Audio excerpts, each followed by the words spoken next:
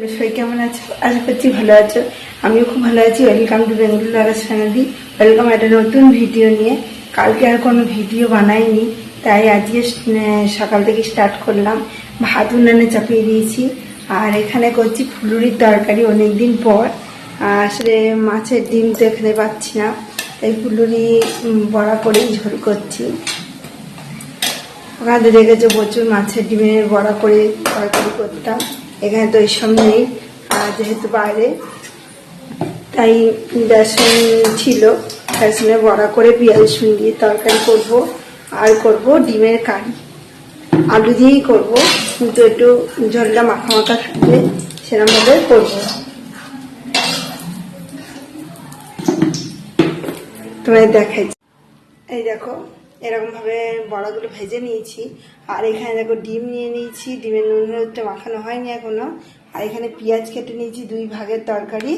আর এখানে একটু আদা বাটা রসুন বাটা। আর এই যে উনানে ভাত চাপিয়ে দিয়েছি। আর কালকের কিছু কিছু তরকারি আছে, ঢ্যাঁড়স ভাজা, একটু চোখা, যা যা করেছিলাম সেগুলো একটু একটু আছে। আর এগুলোও খাওয়া হবে। আর স্পেশাল করেছি টমেটো দিয়ে ডাল, এখনো ফোড়ন দেওয়া হয়নি। আর এই যে বেসন মাখা আছে, আবারও কয়েকটা বড়া ভেজে নেবো। বেসন ছিল কড়াইয়ের মধ্যে দিয়ে দিয়েছি। এবার আমি মশলাটা রেডি করে নেবো, না হলে পরে তাড়াতাড়ি পুড়ে যায়। মশলাটা রেডি করে নিয়ে গেলে কী হবে, তাড়াতাড়ি সব কিছু হবে। তাই চলো প্রথমে মশলাটা আমি রেডি করে ফেলি।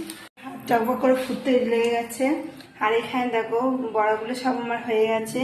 আর এখানে ডিমও একটু ভেজে নিয়েছি। আর এবার বাকি রয়েছে তরকারি দুটোর করার। এখানে দেখো 2 রকমের মশলাও নিয়ে নিয়েছি, পেঁয়াজও নিয়ে নিয়েছি। তেলের মধ্যে ফোড়ন দিয়ে দিয়েছি গোটা জিরে। এবার এর মধ্যে দিয়ে দেবো কুচনো পেঁয়াজ। কুচনো পেঁয়াজ দিয়ে দিয়েছি। এবার প্রথমে করে নেবো ফুলুরির তরকারিটা। আর ভাতও তো হতে লেগে গেছে, তারপরে ডালটা সোমবার দিলেই আমার রান্না কমপ্লিট। যদি ডিম ভেজে নিয়ে শুধু ঝোলটা করতে বেশিক্ষণ লাগবে না, শুধু কয়েকটা আলু কেটে নেবো। পেঁয়াজটা তো তখন লাল লাল করে ভাজা হতে থাক, আমি তো তখন কয়েকটা আলু কেটে নিই। কয়েকটা আলু কেটে নিয়েছি। আর পেঁয়াজটা ভাজা চাপিয়ে পেঁয়াজ ভাজাও আমার এর মধ্যে হয়ে গেছে। এবার আমি এর মধ্যে মশলা দিয়ে দেবো। এটা করছি ফুলুরির তরকারি, এতে কোনো আলু দেবো না। আর ভাতের ফেনা দেখো উঠলে উঠেছে। এই ভাত হতে বেশিক্ষণ লাগে না, একটু ফুটে গেলেই কিছুক্ষণ হওয়ার পরই নামিয়ে নেওয়া যায়। আর দেখো মশলা কষাতেও বসে গেছি। বাটির মধ্যে একটু জল নিয়ে আসবো, জল নিয়ে এসে কষিয়ে নেবো। তখন অবধি কষিয়ে নেবো যতক্ষণ না চারিদিক দিয়ে তেল ছেড়ে যাচ্ছে। আর এখানে মশলা প্রায় শেষ হয়ে আসছে। এরপরে আবার এখানের মশলা কিনতে হবে, মশলাটা স্বাদ নেই, কেমন হবে জানি না। আর খেতে হবে, বাড়ি থেকে যেটুকু এনেছিলাম সেটুকু এখন অবধি চলছে। আর বেশি নেই, অল্পই মশলা আছে।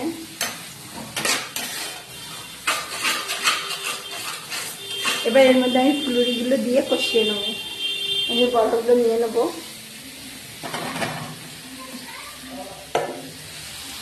বড়গুলো সব মশলার মধ্যে দিয়ে দিয়েছি আমি কষানোর জন্য।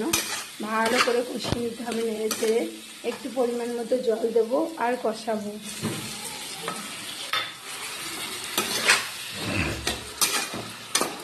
ডাকার মধ্যে জল দিচ্ছি আর কষিয়ে নিচ্ছি। খুব সুন্দর একটা স্মেল এসছে। এটা কি ডিমের বড়া মনে করে খাবো, কারণ মাছের ডিমের বড়া এখানে পাচ্ছিও না। সেই বড়া দুধের সাথে ভুলে নিতাম না, ঠিক সেরকমই।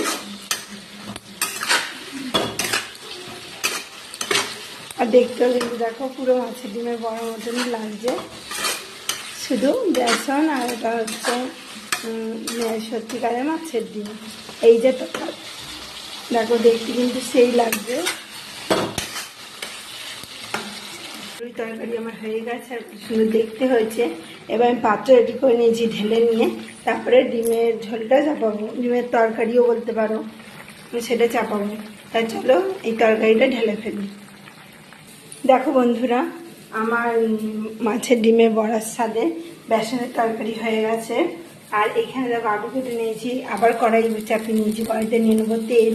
তেলের মধ্যে গোটা জিরে ফোড়ন দিয়ে আলু পেঁয়াজ একসাথেই দিয়ে দেবো। দেখো এখানে আমি আলু পেঁয়াজ একসাথে দিয়ে দিয়েছি ফোড়ন দিয়ে। আর একটা চাটিও দিয়েছি। আমাদের ঘরে তো কুচি না, এখানে অ্যাডজাস্ট, যেখানে যেটা আছে সেটা তো এমনি ভালো।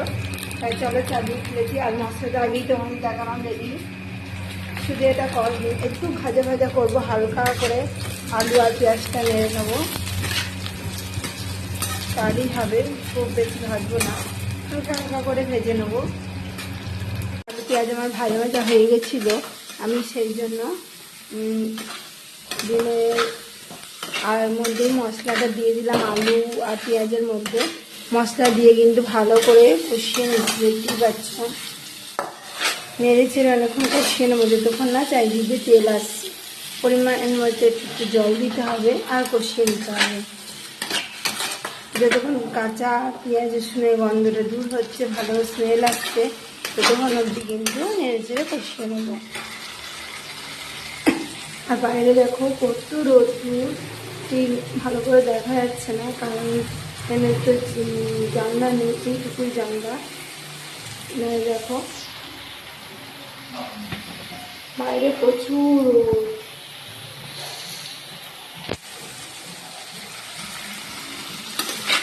এত রোদের তেজ না, এখানে বেরোতে ইচ্ছে করে না।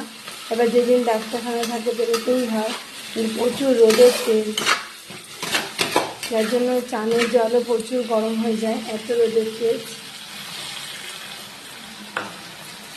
শীতে হলে চান করতে ভালো, সেই জলটা এখানে গরমকালে প্রচুর হট, একদম গরম, চান করা যায় না। তুমি যে সন্ধ্যেবেলায় চান করবে তখনও গরম, রাতে চান করবে তখনও গরম, ওইভাবেই করতে হয়। আর ওতে কী হয়, পেট গরম হয়ে যাবে, অত গরম করে চান করবে, শীতকালেই বলো আর গরমকালেই বলো। এবার আমি ডিমগুলোকে এর মধ্যে সব দিয়ে দিচ্ছি, দিয়ে হালকাভাবে নেড়ে নেবো। আর এই রান্না দেখে সবাই খুশ হয়ে যাবে, কারণ ফুলুর তরকারি সবাই বেশ ভালো লাগছে। আর পেঁয়াজ রসুন দিয়ে ভালো করে নেড়ে চেড়ে কষিয়ে করেছি। আর ডিমের মধ্যে খুব বেশি আলু দিইনি, যেহেতু মানুষ আলু খাবে না, সেই জন্য অল্প আলু দিয়েই করছি, কিন্তু ভালো করে তো কষিয়ে নিতে হবে। আর টক ডাল আমার ফেভারিট, আমার ছেলে মেয়ে সবার ফেভারিট, বড় সেই খায় না, টমেটোর ডাল হলে খায় একটু, নাহলে খায় না। তো চলো দেখাই তোমাদের ডিমগুলো দিয়ে কেমন লাগছে। দেখো কালারটা কিন্তু খুব সুন্দর এসছে, আর একদম আমাদের দেশের মশলা দিয়ে রান্না করছি, এরপরে কি হবে জানি না। দেখতে কালারটা কত সুন্দর এসছে। এবার হালকা হালকা জল দেবো আর ভালো করে কষিয়ে নেবো। তার আগে পাত্রে জল নিয়ে আসবো, কেনা জল দিয়ে রান্না করতে হয় এখানে। তো চলো একটু জল নিয়ে আসি। দেখো ভালো করে কষিয়ে পরিমাণ মতো আমি জল দিয়ে দিয়েছি। এবার 5 মিনিট পর আবার আসছি। ডিম দিয়ে আলু দিয়ে আমার তরকারিও হয়ে গেছে, আর ফুলুরি তরকারিটা আগেই দেখিয়েছি। এবার পাত্রে আমি ঢেলে নেবো। দেখো বন্ধুরা, ডিমের তরকারিটা আমি পাত্রে ঢেলে নিয়েছি, দিয়ে আমি আবার কড়াই চাপিয়ে দিয়েছি, এই কারণে ডালটা সোমবার দেবো। এখান থেকে সর্ষে নেই, সেই জন্য শুধু শুকনো লঙ্কা ফোড়ন দিয়েই ডালটা সোমবার দেবো। গরমের সব থেকে প্রিয় খাবার টক ডাল, তাই টমেটো দিয়ে মুসুরি ডাল দিয়ে করেছি, ফোড়নে শুধু দিয়েছি শুকনো লঙ্কা। তা আজকের মেনু কেমন লাগলো অবশ্যই কমেন্টে জানিও।